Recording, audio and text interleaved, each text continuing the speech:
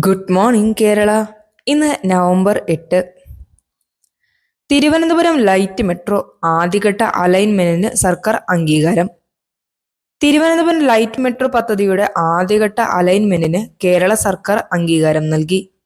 നഗരത്തിന്റെ ഗതാഗത രംഗത്ത് വൻ കുതിച്ചുചാട്ടത്തിന് വഴിയൊരുക്കുന്ന ഈ പദ്ധതി കൊച്ചി മെട്രോ റെയിൽ ലിമിറ്റഡ് മുഖേനയാണ് നടപ്പിലാക്കുക.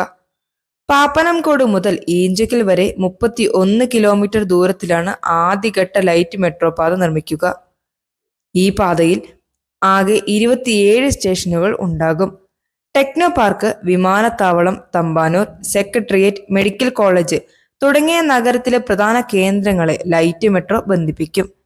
പദ്ധതിയുടെ ഭാഗമായി ശ്രീകാര്യം, ഉള്ളൂർ, പട്ടം എന്നിവിടങ്ങളിലെ മേൽപ്പാലങ്ങളുടെ നിർമ്മാണം ഉൾപ്പെടെയുള്ള പ്രാരംഭ ജോലികൾ പുരോഗമിക്കുകയാണ്.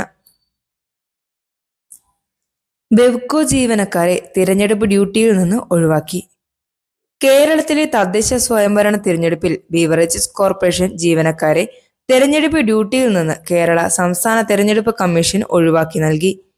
സീസണിൽ കോർപ്പറേഷന്റെ പ്രവർത്തനങ്ങൾ തടസ്സമില്ലാതെ മുന്നോട്ട് കൊണ്ടുപോകുന്നതിനാണ് ഈ തീരുമാനം. എക്സൈസ്, വനം, മോട്ടോർ വാഹന വകുപ്പുകളിലെ ഉദ്യോഗസ്ഥർക്കും ഈ ഇളവ് ബാധകമാണ്. കേരളത്തിലെ കുടുംബ കോടതികളിൽ 39,000-ലധികം വിവാഹ മോചന കേസുകൾ കെട്ടിക്കിടക്കുന്നു.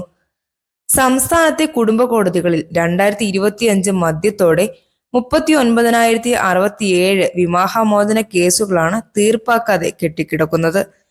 ഈ വർഷം ആദ്യത്തെ 6 മാസത്തിനുള്ളിൽ മാത്രം 25,000-ലധികം പുതിയ കേസുകളാണ് ഫയൽ ചെയ്യപ്പെട്ടത്. വർദ്ധിച്ചു വരുന്ന ദാമ്പത്യ തർക്കങ്ങളും സംസ്ഥാനത്തെ നിയമ സംവിധാനത്തിന്മേലുള്ള സമ്മർദ്ദവുമാണ് ഈ കണക്കുകൾ സൂചിപ്പിക്കുന്നത്. എല്ലാ തെരുവു നായകളെയും മാറ്റുന്നത് അപ്രായോഗികമെന്ന് മന്ത്രി എം.പി. രാജേഷ്. പൊതുസ്ഥലങ്ങളിൽ നിന്ന് എല്ലാ തെരുവു നായകളെയും മാറ്റാനുള്ള സുപ്രീം കോടതി നിർദ്ദേശം പ്രായോഗികമല്ലെന്ന് തദ്ദേശ സ്വയംഭരണ വകുപ്പ് മന്ത്രി എം.പി. രാജേഷ് പറഞ്ഞു.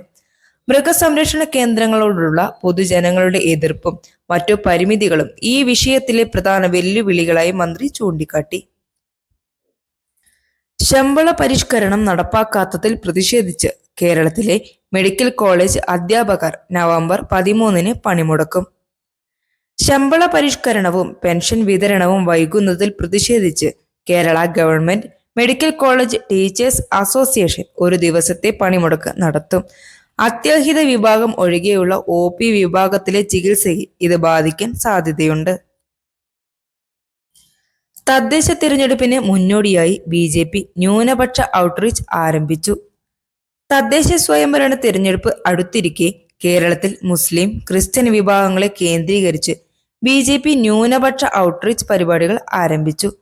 മുസ്ലിം വീടുകൾ സന്ദർശിക്കുന്നതും ന്യൂനപക്ഷ പ്രാതിനിധ്യം വർദ്ധിപ്പിക്കുന്നതിനായി നിരവധി പഞ്ചായത്തുകളിൽ ക്രിസ്ത്യൻ സ്ഥാനാർത്ഥികളെ നിർത്തുന്നതും ഈ നീക്കത്തിൽ ഉൾപ്പെടുന്നു.